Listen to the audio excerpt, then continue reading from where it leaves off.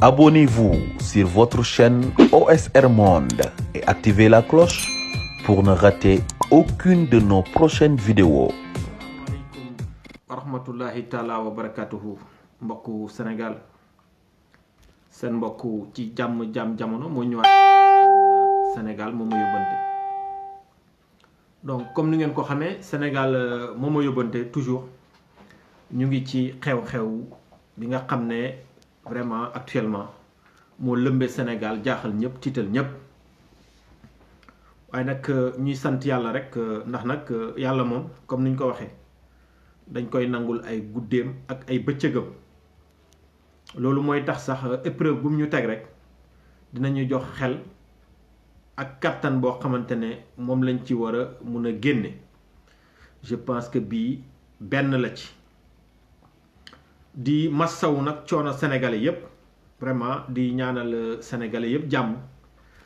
ñi si ñàkk seen bakkan aussi vraiment ñu leen di ñaanal yàlla mu xare leen àjjana ñi nga xam ne ñoo si ñàkk seen mbokk aussi ñu leen di jaale vraiment di leen massawu bu baax a baax. C'est regrettable nag waaye yàlla moom daf ne kawteefam yi du ko jaay ci njëg bu yomb te li ma gis ni dafa mel ni Sénégal dafa nekk ci benn tournant bu décisif. waaw naan la croisée des chemins tey nag ñu ñëw di wax ci réew mi fi mu toll ak li ci jot a xew du ñu dellu ci ginnaaw ndax li fi xew ñépp xam nañ ko ak complot bi nga xam ne jot na am sur la personne de Ousmane Sonko ñu koy massawu coono bu baax a baax ndax nag tooñ nañ ko tuumaal nañ ko sonal nañ ko di massawu coono aussi ay mbokkam njabootam ay am di jàmmam ay xaritam ak ay soppeem ndax nag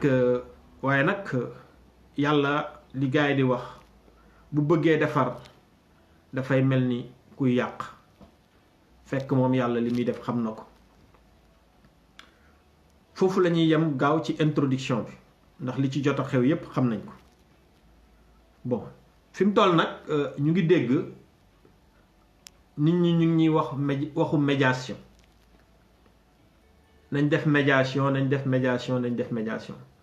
man dama foog ne parfois sénégalais yi dañoo déggul tubaab te bëgg tubaab moo tax à chaque fois dañuy utiliser ay mots yoo xam ne ci place boo xam ne waruñ ko fa woon utiliser. mu doon ay mots yu caduc par rapport ak situation bi ñu nekk tey ñiy wax ay médiation Sénégal tey kan lay defal médiation Sénégal kan la joteel walla kan ak kan ñoo jote ba ñu bëgg a def médiation médiateurs yooyu soxlawuñ leen man je pense que médiateurs yi mooy ñi nga xamante ne bi coow li jógee ba léegi ñu ngi wax ñu ngi artu lépp lu ñu waroon wax nañ ko lépp lu ñu bëggoon def nañ ko alerté nañ ku nekk interpellé nañ ku nekk woo nañ ku nekk. Je pense que ñooñu bañ tàmbalee di def médiation yàgg na waaye tamit am na lu ma leen fi waxoon ne leen fen mën na tasum réew. fen taalum nam réew kenn déggul waaye tey Sénégal tàkk na jëppet nag kooku moom Paul moom nañ ko ooyee Paul rek Pierre ñu ooyee ko Pierre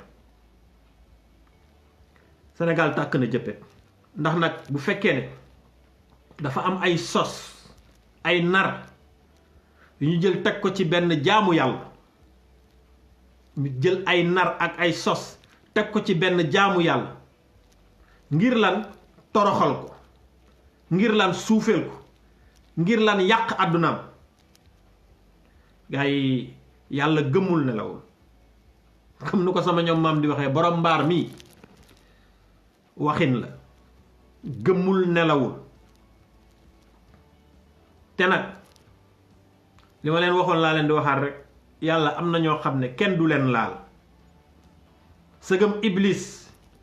moo ñu ëpp doole fuuf waaye yàlla nee na ko am na sama jaam yoo xam ne munoo ci ñoom dara mbir mi nag bi mu tàmbalee ba léegi lépp luñ lal rek yàlla lépp luñ tracé rek yàlla effacé na ko tracé waaye gis nañ ne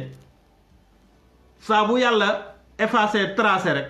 ñoom it ñu effacé tracé dañu yegg si nag fi mu toll nii yàlla wan na leen ne dafay ñëw effacé leen pour tracé moo tax ñu ñuy wax ay waxu médiation gis nga sénégalaise damay ñaan rek ngir yàlla sénégalais yi nañ respecté sénégalais yi nañ respecté seen bopp. Le ministre de l'intérieur génn na wax bon li mu wax ñëpp gis nañ ko mel ni xale bu ndaw buy wax j'en passe. Idrissa Seck donc man duma perdre suma temps ci moom parce que koo xam ne sénégalais yëpp xam nañ la nga dem ba wax dëgg yàlla siru bi nga xam ne moom la yàlla roofoon ba ñëpp bëgg la boo génnee di wax sénégalais yépp daw di la déglu sa wax yamutoon sax ak waxu président de la république waaye bu leen fi fàtte ne Idrissa Seck moo taxawoon indil ñu Màkka ak Bàkka dootu ko defati boobu la ko yàlla rocci siru bi nekkoon ci moom yàlla rocci na ko yemul foofu de pour wax leen rek Idrissa Seck nu mu nekkee nit boo xam ne rambaaj la mën na taalum réew bu ngeen seetloo élection yi fi passé les élections présidentielles qu'est-ce qu'il a fait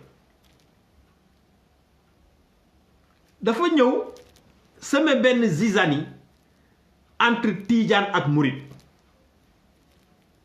di wax yoo xam ne vraiment day mettre nit ñi mal à l'aise ba dem na ci sax Tidiane yeeg Mouride yi amoon nañ ci ay échange ñi nga xam ne comprendre ñu jeu waa ji waaye yàlla kenn mënu koo nax képp ku foog ne ci yoonu Cheikh Ahmad Bamba bii ngay naxee nit ñi sénégalais yi wala nga foog ne ci yoonu Cheikh Ahmad Tidiane bii ngay naxee nit ñi wala ci yoonu Limaamu Laay wala Abdou Khadir Jeylaani yàgg yàlla dina la weer diine ji kenn mënu ci nax kenn te na ngeen xam ne sénégalais yi seen bopp ñoo dépassé fu ñuy tànnee seen njiiti réew parce que murit nga wala tiijaan nga wala xaadir nga wala laayeen nga sénégalais yi dañu yeew bu baax a baax moo tax léegi dañuy def la part des choses munoon nañ bañ a yegg foofu sax ak Idrissa Seck ndax Senghor nekk na fi président 95% de la population sénégalaise ay musulmane la mais taxul benn yoon ñu bundu xatal ko wala ñu fësal ko Abdou Diouf nekk na fi président ba jóge fi kenn xamul lu mu doon te pour Abdou Diouf nee na moom ci boppam ci télé TV5 nee na à l'âge de 25 ans la jël wérdu tijaan kon kuy ñëw di ñu indil ay affaire diine ay affaire tarixa ak yooyu ay waasoog yooyu vraiment yow da nga pare pour jaxase sénégalais yi loo xam ne musu fee am xamuñ ko sax moo tax ma ne leen ne Idrissa Seck il est dangereux moo tax élections yi ñu génn c'était des élections colorées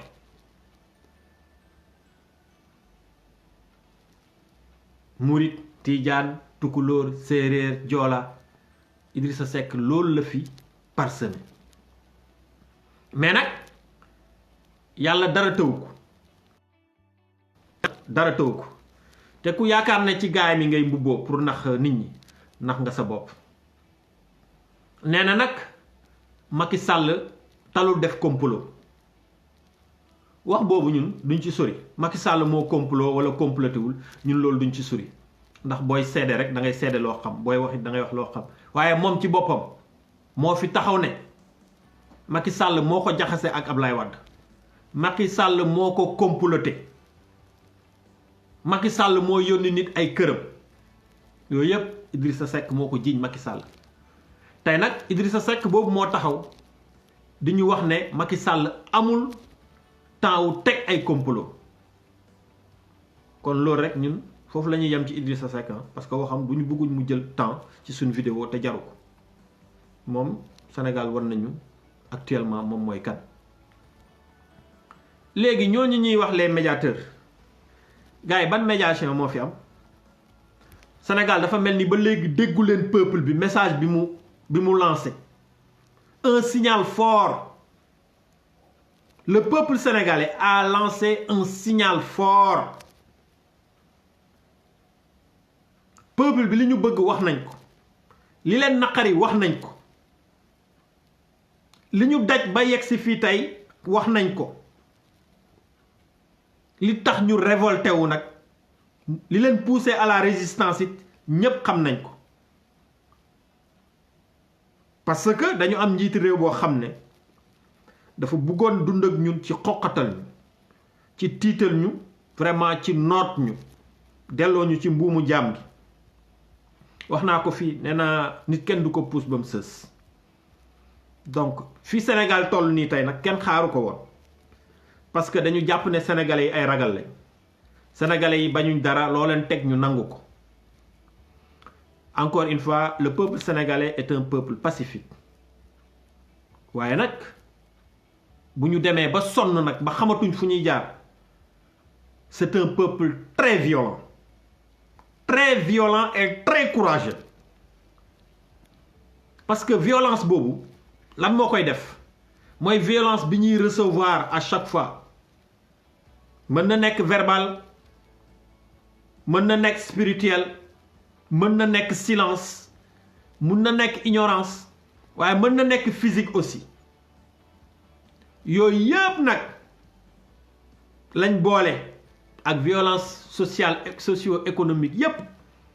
moo tax bi Sénégalais yi génnee xàmmeetuñ gauche wala droite pour man ñi génnoon ci mbedd bi di toj pour man duñ ay nit ay dof la yoo xam ne feebar bi leen dal état bi moo leen ko teg feebar bi leen dal responsable yi ñoo leen ko teg yàgg na nag dafa gangréné wu ñuy am yaakaar Macky Sall bi mu ñëwee mu faj feebar boobu mu ñëw rek jàppee leen ne comme ay dof lañ jarul ñu leen di boole ci bagage yi ñun ñi nga xam ne ñoom dof nañ ba jël ñu jiital ñu xaaleen ñu jël ñu jéem a xool nu ñu def ñoom ñu marginaliser leen parce que ay dof lañ donc sénégalais yooyu nag ñoo dem ba yàlla delloo si waat seen xel ñu taxaw dëggal seen bopp wax li ñu bëgg sénégalais yi nag wax nañ ki ñu bëgg ki ñuy waxal wax nañoo ak moom na génn tontu yóbbante galgal ubul làmb ndam boo ko bëggee da ngay wàcc ci arène bi yéen ñiy wax médiateur nag dañu bëgg rek ngeen dimbali ñu ngir yàlla ñi ngeen di waxal tey xam nañ liñ bëgg xam nañ fiñ jëm gis nga xeex bii ñu entreprendre di xeex pour suñ démocratie pour suñuy institution pour le peuple sénégalais la paix pour li nga xam ne moom la askan wi moom dañu caxat-caxatee ko pour ressources naturelles yi nga xam ne gannaaw loolu Sénégal amul dara ñu tàmbale koo caxat-caxate ay scandale yu bari am ci yooyu yépp lañ bëgg mu leer beneen bi nag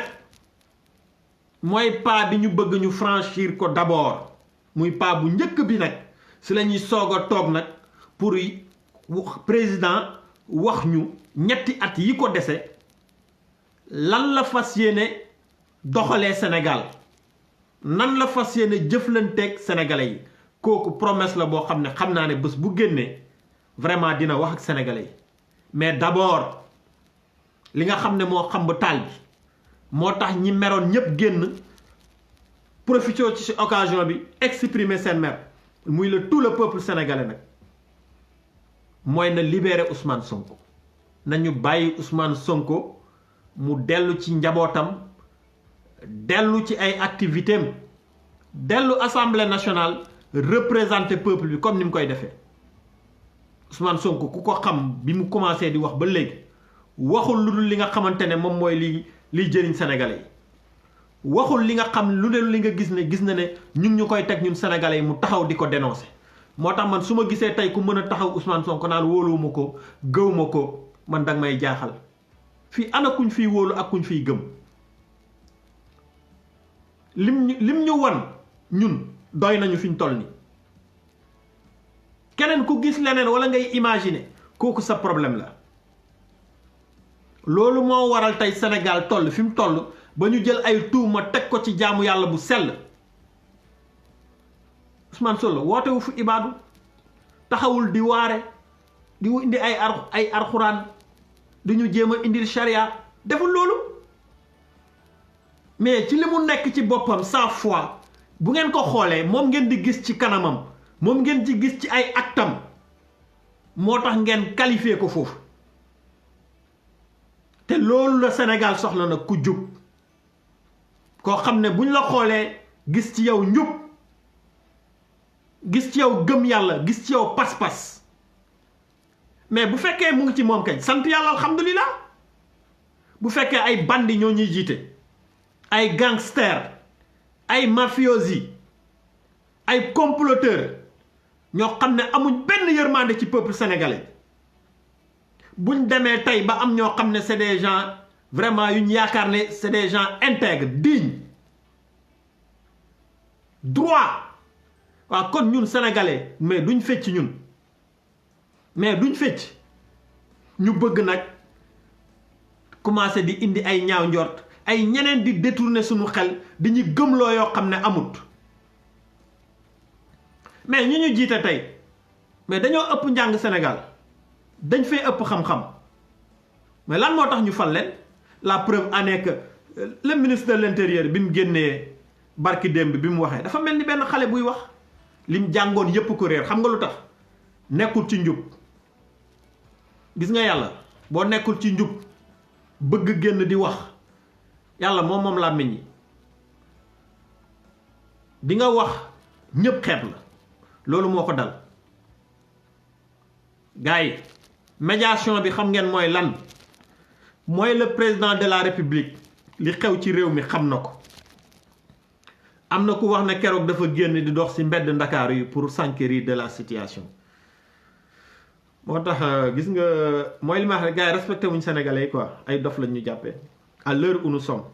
ñu xam ne boo duggee waxuma pale rek kër yi ndaw yi boo ci duggee ay écran yu toll ni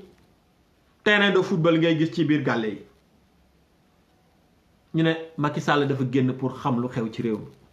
faut pas déconner yéen ñiy dem ci plateau yi respecté leen sénégalais yi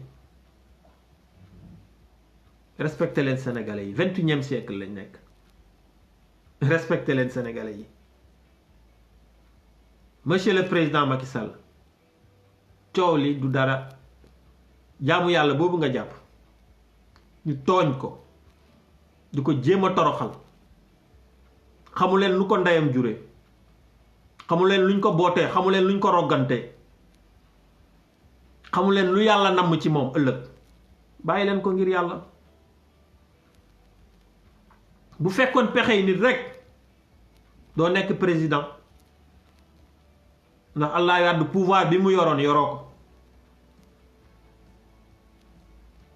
affection bi Sénégal ay amoon ci moom ak cofeel bi sénégalais yi amoon ci moom yow amoo ko ci sénégalais yi sagesse bi nga xam ne moo nekk ci Ablaye Wade ak liggéey bi nga xam ne mu ngi ko doon liggéey Sénégal ak fi mu jaar ba yegsi fi mu yegsi tey yooyu yëpp nekkul ci yow monsieur le président Macky Sall moo tax nga waroon sant yàlla bu baax ci nguur gi mu la dénk nga waroon sant yàlla bu baax ci nguur gi mu la dénk ndax nag sant ko moo doon nga delloo sénégalais yi rendre leen la monnaie parce que dañ la yombalal lépp lañ la yombalal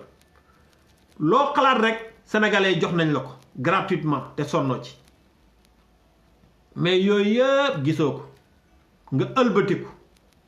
jël sunu doole biñ la jox dénk la ko ëlbatiku di xeex ak ñun di ñu noot faaleetooñu dégluwooñu toppatoo li ci gën a graaw gën ci danger mooy les régulateurs de la société muy sëriñ si les marabouts les chefs religieux dem nañ ba benn instant sax vraiment suñ xol jeex ci ñoom ñu ngi koy jéggalu fekk ne wax nañ ci suuf lu ne def nañ ko ku ne ñaan na la ku ne wax na la nga taxaw fi nga taxaw rek pour bëgg a lor doomu jàmbur Ousmane Sonko waaye président Macky yéene néeg la boroom a cay fanaan waxoon naa leen ko fii ñun duñ yéene kenn lu bon yéene néeg la boroom moo cay fanaan waxoon nañ leen nag kii di Ousmane Sonko di ngeen ko bàyyi ci nii wala ngeen bàyyi ko ci naa waxoon nañ leen tamit laalaake la bu leen ko laal bu ngeen ko laalee réew mi tàkk mais nag loolu position boobu bu ngeen ko jëlee malgré alerte yi ak wax yeeg yépp dañ naan dugguleet parce que depuis temps yu njëkkee la ay yonent yàlla Moussa jaar nañ ci yooyu ak yeneen yonent yeeg ñoom ñëpp ay yonent yàlla Mohamed ñi leen doon xeex ñëpp seeni nguur lañ yaakaaroon seeni armée lañu yaakaaroon seeni doole lañ yaakaaroon waaye xamuñ woon ne yàlla am na yeneen mbindeef yoo xam ne du ñu nit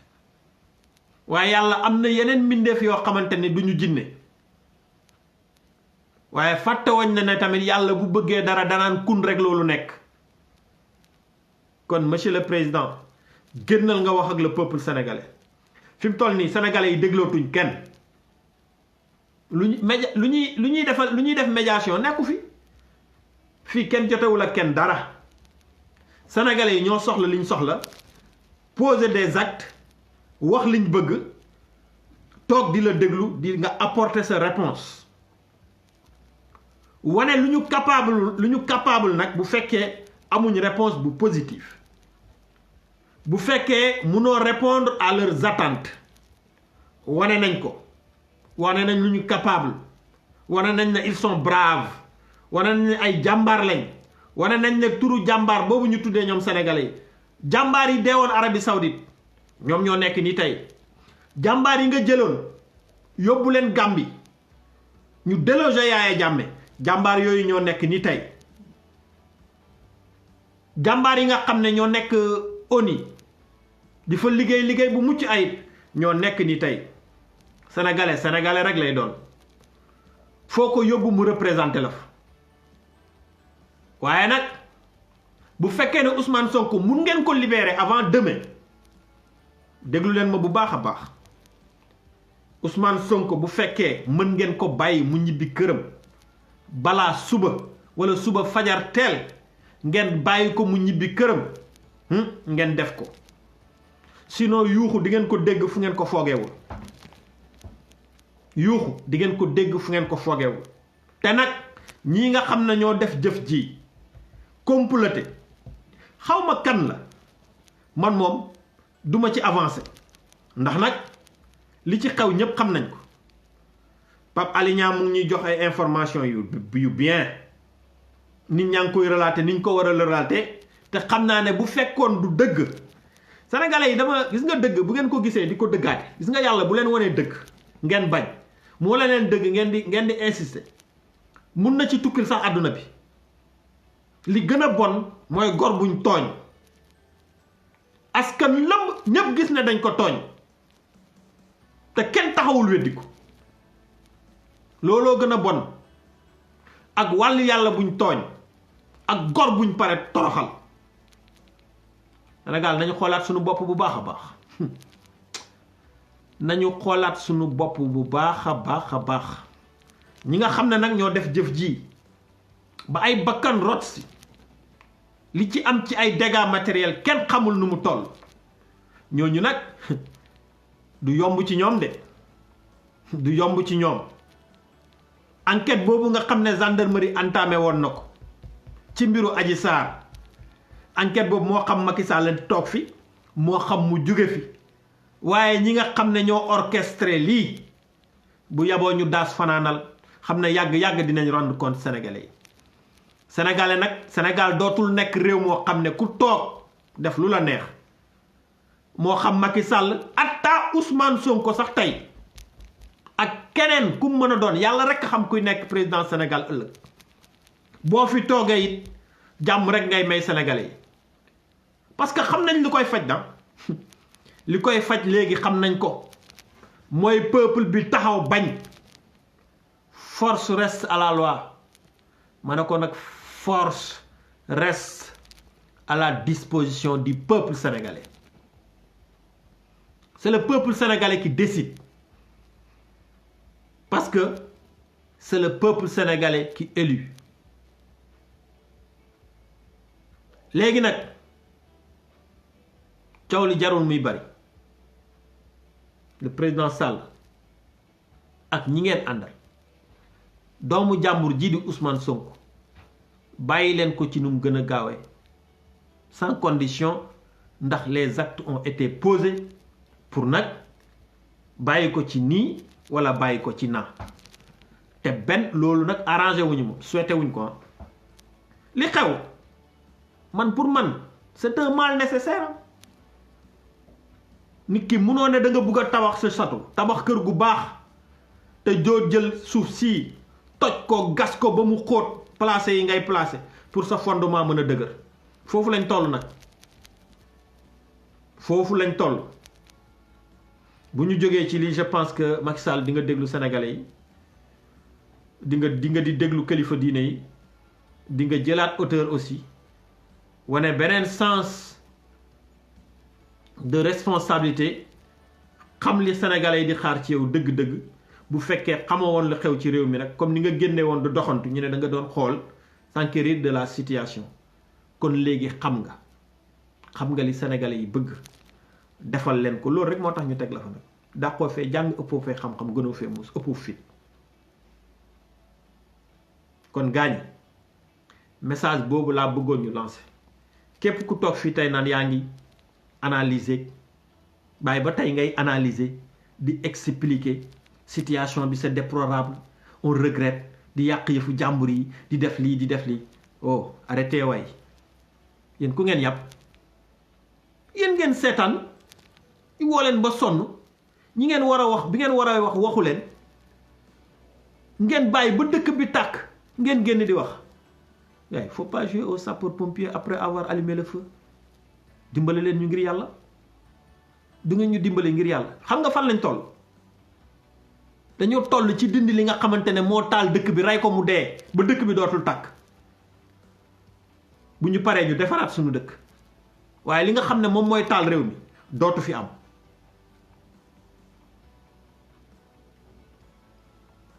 gaañ ku ñuy raisonner moo fi newut yow mënuñ la jox sujet disserteel nga bàyyi ba fin bi jot nga ñëw tirer les conclusions ne voilà c'est ça ah non yow bi ñuy définir sujet bi foo nekkoon bi ñuy introduire foo nekkoon bi ñuy développer foo nekkoon képp ku bëgg a analyser situation actuelle bii bu Sénégal demal ca càppaandaw ga fa coow li dooree gendarmerie def na enquête laaj nañ borom salon bi laaj nañ témoins yi ñu wax lu leer ñu ne noo doyuñu ki nga xam ne moom mooy médecin assermenté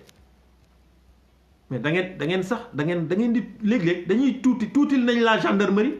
tuutil ñi nga xamante ne mooy comment on les appelle les médecins là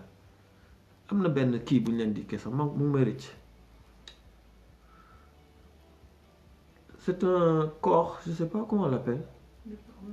le corps médical moom ngeen humilier médecin bu def li mu def ay analyse am génnee rapport am def lépp certificat médical ngeen jël ko teg ko ci suuf le corps médical gaañ faut pas déconner dëgg bi da ngeen ko yàgg gis di ko dëgg ngeen gis dëgg di ko dëgg fii rek lay mujjee daanu ngeen ba pare li ñu bëgg nag Macky mooy wax dëgg yàlla nag nga terminer sa mandat vraiment dans la paix ñun yéenewuñ kenn lu bon mais mayal sénégalais yi jàmm te Ousmane Sonko bi nga xam ne yàlla jël na ko def ko ci xolu sénégalais yu bari nga may ko jàmm ak keneen ku dul moom. ñi nga xam ne ñooy ay Karim Wade di Khalifa Sall ñooñu tamit Sénégal da leen di soxla suñuy ndaw lañ. waxoon naa ko ci vidéo bu ma defoon ci ku ñuy wax coon ñam ma ne leen bàyyi leen sunu ndaw yi bàyyi leen sunu jeune leader yi ndax réew mu nekk jamono jiñ toll surtout léegi dafa soxla des leadership parce que loolu moo manqué woon Sénégal buñ demee ba am nag ay leadership ngeen bëgg leen jël sànk leen yéen ñi nga xam ne retraité ngeen ba pare yéen ñi nga xam ne depuis temps wu colon système boobu ngeen yor gaay dimbale leen ñu ngir yàlla. lu tax ngeen iñaane ñu sunu ndaw yi lu tax ngeen iñaane la jeunesse sénégalaise l'avenir de ce peuple ku iñaane sa ndono rek sa demin ñaaw gars yi live bi gudd na mais dama ne fiñ ko jàpp nii foofu la continuer leen combat bi continuer leen xeex bi bu leen kenn dàmp bu leen kenn dox seen xel ñi jóg tey di raayaka mbeleen ay médiation yépp ay noon lañ te maa ngi leen di xamal ne noonu démb bu ñu nangoo tey seeni pexe jubut noonu démb bu ñu nangoo tey seeni pexe jubut laa la wax fii luñ fiy waxtaan moo fi nekkut kan ngeen di defal médiation mais da ngeen mën a waxtaan ak peuple bi yépp fan ngeen leen di convoquer le peuple sénégalais boo leen di def médiation fan ngeen leen di convoquer peuple bi kan moo am fitu taxaw pour représenter ko ku nekk am nga lu la naqari ku nekk am nga looy xeex te wane nga ko exprimer nga sa colère wax nga li nga bëgg on a posé des actes kon le président de la république na génn wax ak le peuple sénégalais mu ñuy yónni ay Maître Antoine Diome kooku nga xam ne dafa waroon démissionner ñu koy xaar mu génn wax benn message bu fort message boo xam ne ku ko dégg mu laal sa corde sensible mu génn di xupp sénégalais même pas peur gaa ñi Sénégal fi mu ne nii xoolal gis nga lii nii ku ci yeewul dootoo ci yeewu ku ci yeewul dootoo ci yeewu am na loo xam ne lu am importance balaa ma koy fàtte xeex bi sunu xeex la ñun ñoo am problème ñun Sénégal nañ ko yamale sunu biir suñu bëggee réussir sunu combat balaa ñuy am intrusion li may wax xam ngeen ko bu baax a baax gis nga fu yenn ressources yi feeñ que ce soit muy gaz wala pétrole wala dara dafa am ñoo xam ne dañuy profité ci yu mel ni jaar ci prox ndoll yi ñëw lépp luñ bëgg a def ñu def ko loolu nañ ci bàyyi xel bu baax a baax maa leen di woo yéen sénégalais yi maa ngi dégg ba keroog ki ko wax du sax sénégalais naan dem leen ngeen attaqué fi nga xam ne fa la mbokku Macky Sall yi dëkk ca Sénégal bu leen attaqué kenn seeni wax sax bu leen ci boole ñun suñ combat gagné nañ ko ba pare on ne peut pas attraper deux lapins à la fois ñun ki ñu tooñ ñi ñu tooñ xam nañ leen te actuellement toogatuñ taxawatuñ buñ tëddee du ñu nelaw waxoon naa fi ay mbokkam nag ay jegeñaaleem ay soppe ne leen wax leen ak moom ndax coow lii bu jógee luy tooy ci moom lay jógee te yéen du ngeen ci mucc mais je pense que li ma leen doon wax ñeneen ñi wax leen ko gis nañ ko tey ñoom ñëpp am problème mais bu leen def dara ndax lii rek doy na lii rek doy na naan ku ndóbin rey sa maam boo gisee lu ñuul di nga daw ñu doon dem ci plateau yi di pararari di tartari Ousmane Sonko lii moo ko def bu dewrul woon dem fi wax leen tey man duma jaar de mais lépp leer na seen bopp affaire yaa ngi daw ci internet yi dem leen ngeen déglu ji Pape Alé Niang bu baax a baax de source sûre ñu koy féliciter encore une fois vraiment di ko encourager di féliciter sunu frère Abdou Karim Gueye xurum xaq di massawu caat bu baax ñëpp nag Y'en a marre société civile bi ñëpp ñoo xamante ne vraiment ñu ngi jëg porter combat bi rek ngir njëriñu Sénégal rek pour la liberté de nos constitutions pour jàmm sénégalais yi rek ñu ngi leen di féliciter di leen di encourager le combat continue du nee nañ suba la ñuy déglu Ousmane Sonko bu subaa na mbedd bi feesaat del comme ni ngeen ko defee ah bi policiers yi sonnee dañ leen bàyyi te biñ leen bàyyee yàqu leen kon na ngeen xam ne du le peuple sénégalais ñoom ñooy yàq mais bu fekkee dañoo bëgg a def marche loo xam ne constitution bi moo leen ko may ñu leen di tirer ay lacrymogène di leen di bundu xatal dañuy riposter kon bàyyi leen nit ñi ñu def seen marche pacifique li ñu bëgg a def ñu def ko exprimer seen colère wax li ñu bëgg ba keroog la président Macky Sall di jël ay responsabilités génn wax ak le peuple sénégalais lu jiitu noonu nag on exige la libération de monsieur Ousmane Sonko c'est très clair wax dëgg bu jotee dañ koy wax ñun nag yàlla ñuy dimbale booba léegi ñu ngi ci ñeneen ñi nga xam ne nag dañoo jël train bi en marche taxaw leen foofu xam ne loolooy dëgg lu dul loolu sénégalais yi duñ ko dégg maa ngi nuyu sénégalais yépp di jaajëfal ñëpp di massawu ñëpp coono di ñaanal sénégalais yépp jàmm di ñaanal Sénégal jàmm mais jàmm joo xam ne dëgg moo koy lal jàmm joo xam ne dëgg moo koy lal bépp jàmm boo xam ne dañ leen la jàmm la te laluwul ci dëgg du jàmm ku nekk nag yaa ngi commencé nag di gis ne yaa ngi say privilège yaa ngi koy commencé ñàkk yaa ngi dugg si yaa ngi timis di xalaat ndax ci guddi nga jëm say intérêt yaa ngi koy mbaa duma ko ñàkk mbaa lii ak lii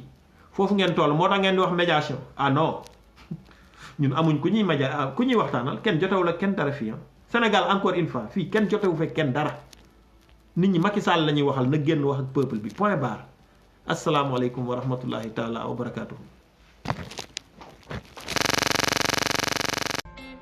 Abonnez-vous sur votre chaîne OSR Monde et activez la cloche pour ne rater aucune de nos prochaines vidéos.